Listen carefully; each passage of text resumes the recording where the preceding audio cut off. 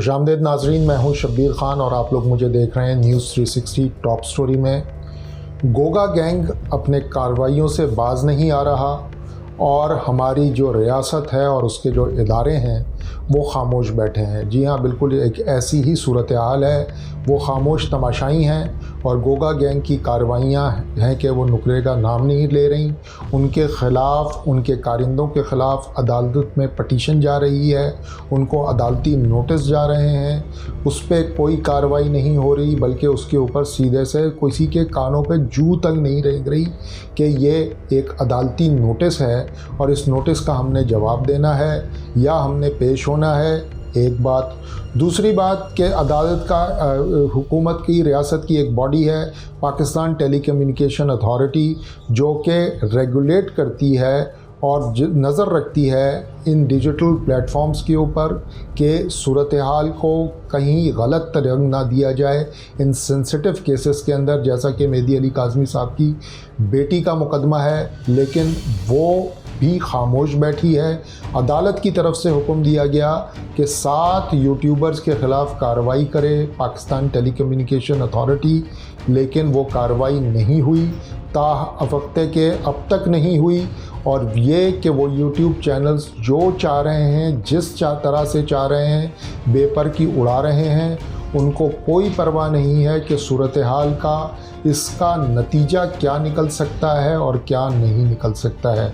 जी हाँ, ये है वो तशवीशनाक पहलू जिसकी तरफ हम चाहते हैं कि आपकी निशानदही हो, उसकी तरफ निशानदही की जाए कि मेहदी अली काज़मी की साहबजादी का मुकदमा अब एक ऐसे डोमेन में दाखिल हो गया है जहाँ पर लोग उनके ऊपर कीचड़ उछालें, उनकी ज़ात पर कीचड़ उछालें, उनकी बेटी पर कीचड़ उछालें, उनकी साहबजादी की नाजेबा वीडियोज़ और तस्वीर सोशल मीडिया पर वायरल करें, उनकी साहबजादी के बारे में जना बिल रज़ा और जना बिल जबर की बातें करें और इदारे अदालती हुक्म के बावजूद खामोश तमाशाई बने बैठे रहें। अब तो ये शुबा होना शुरू हो गया है कि शायद पाकिस्तान टेलीकम्युनिकेशन अथॉरिटी भी इस गैंग के आगे बेबस है, जो कि इस पूरे अदालती हुक्म के बावजूद इस पूरे ग्रोह को, जो यूट्यूबर्स की शक्ल में हर जगह दंदनाता फिर रहा है, हर तरह की वीडियोज़ अपलोड करता फिर रहा है,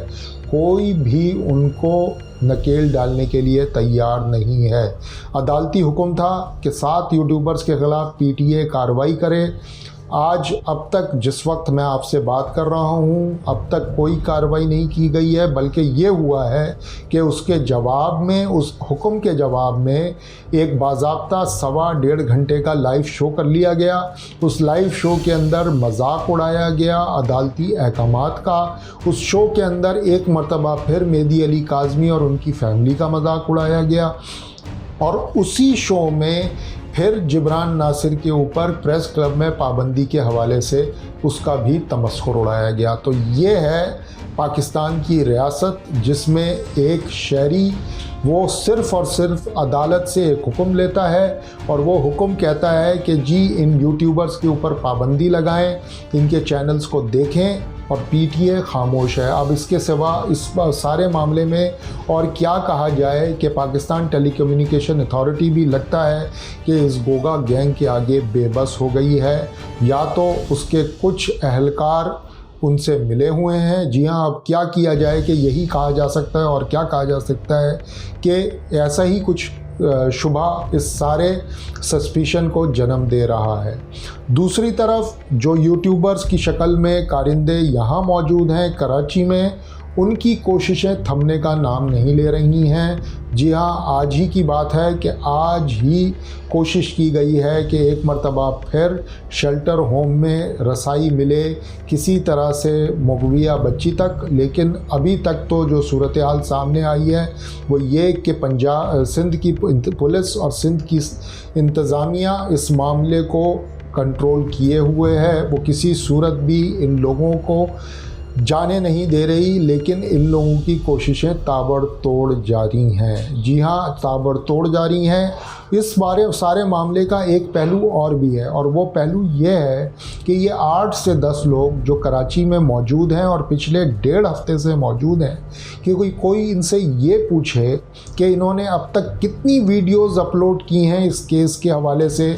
जो ट्रैक रख रहे हैं लोग, वो हमें ये बताते हैं कि इन लोगों ने अब तक इस हवाले से कोई वीडियो अपलोड नहीं की है। जी हाँ, ये जितने यूट्यूबर्स की शक्ल में लोग यहाँ मौजूद हैं, इनकी जानिब से एक वीडियो भी इस केस के हवाले से अपलोड नहीं की गई है, क्योंकि इनके पास कोई प्रॉपर कंटेंट है ही नहीं जिसको ये अपलोड करें।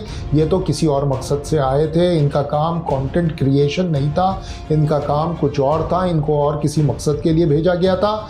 ये अलग बात है कि इनके चाहने वाले और इनके करता धरता लाहौर से ये कार्रवाई ज़रूर जारी रखे हुए हैं। लाहौर से यकीनन हर तरह की साजिशी वीडियोस अपलोड हो रही हैं, लेकिन यहाँ पर जिन मकसद के लिए ये लोग आए थे, ये अब तक अपने मकसद में भी नाकाम रहे हैं। और एक चीज़ जो साबित करती है कि ये यूट्यूबर्स नहीं हैं, वो ये कि इन्होंने अब तक 1.5 हफ्ते के दौरान एक वीडियो भी कराची से कोई अपलोड नहीं की जो कि इस केस से ताल्लुक़ रखती हो। अब सवाल यहाँ ये भी पैदा होता है कि ये कौन लोग हैं जिन्हें 1.5 हफ्ते से कराची में रिहाइश, सुकूनत, खाने पीने, आने जाने की सहूलत मिली हुई है। ये कौन लोग हैं? यकीनी बात है कि ये 8-10 लोग बिल्कुल भी अपनी जेब से खर्च कर कर के ये सारे काम नहीं कर रहे होंगे। तो ये जो काम कर रहे हैं, इसका खाता कहाँ से चल रहा है, ये पैसे कहाँ से आ रहे हैं, और ये लोग कैसे कराची के अंदर बैठे हुए हैं, और क्यों सिंध की इंतज़ामिया और क्यों FIA इस मामले में कार्रवाई नहीं कर रही। कोई तो हो जो इनसे पूछे कि भाई, आप जब कुछ नहीं कर रहे, आपका कोई कंट्रीब्यूशन नहीं है इस केस के हवाले से, कंटेंट क्रिएशन के हवाले से, तो आप यहाँ कर क्या रहे हैं। ठीक है कि वो पाकिस्तान के शहरी हैं, वो पाकिस्तान के किसी शहर में भी रह सकते हैं, लेकिन उनकी कार्रवाइयाँ सस्पिशियस हैं। वो रोज़ाना की बुनियाद पर कोशिश करते हैं कि वो मुक़विया बच्ची तक रसाई हासिल कर सकें।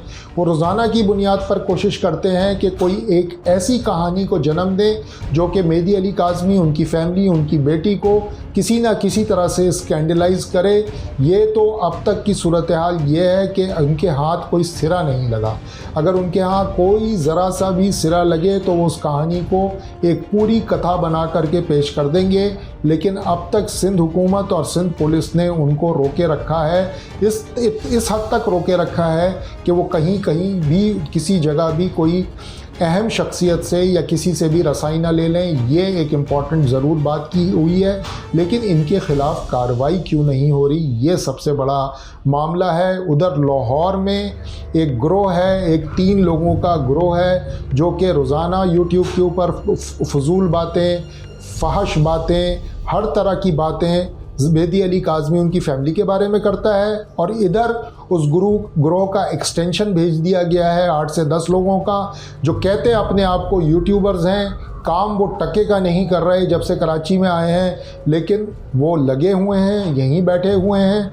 कल भी जब समाअत हुई तो उनकी दूर दूर तक नज़र नहीं आए, लेकिन कहने वाले ये बताते हैं कि उनकी नज़रें मुसलसल ये ज़रूर थी कि कब दुआ ज़हरा आए अदालत, अगर वो आए तो वो फ़ौरन वहाँ वारिद हो जाएं और बच्ची तक रसाई का हासिल करने की कोशिश करें।